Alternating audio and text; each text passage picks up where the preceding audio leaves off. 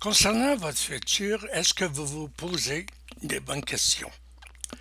Comme vous voyez, nous avons déjà vécu plusieurs grands changements. Celui qui s'en vient est extrêmement important parce que nous allons vivre dans un monde en fait complètement numérique. C'est un monde qui va reposer sur un Internet lui-même en grand changement, Internet 1, Internet 2 et Internet 3. Dans les années 60, il y avait des ordinateurs centraux. En 80, sont apparus les micro-ordinateurs. En 95, le web. En 2005, le mobile est arrivé.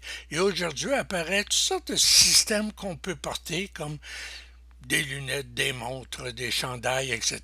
Et d'ici 2020, il va y avoir encore de grands changements.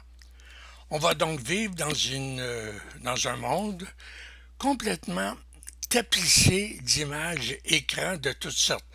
Des images écrans de téléviseurs, d'ordinateurs et de mobiles. On ne sait absolument pas qu'est-ce que ça veut dire vivre dans un monde où l'écrit est remplacé par des images écrans entièrement émotives. Les gens sont très inquiets.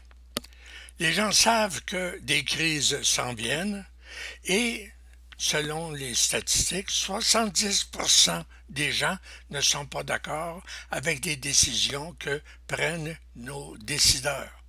On a donc l'impression, parce que la confiance est disparue, que la société dans laquelle nous vivons est entièrement bloquée. C'est encore pire comme statistique quand on pense aux jeunes, et derrière ces jeunes se profile une autre génération, encore plus jeune, dont on ne sait pas exactement quoi penser, mais qui est inondée d'appareils de toutes sortes.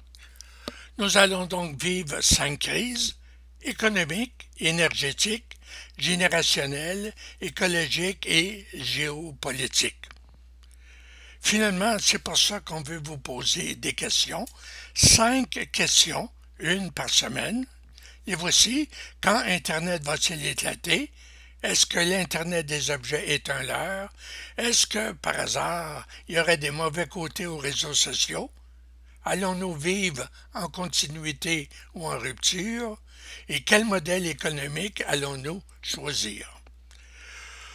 Si vous voulez avoir plus d'informations, vous allez à 21e siècle.québec.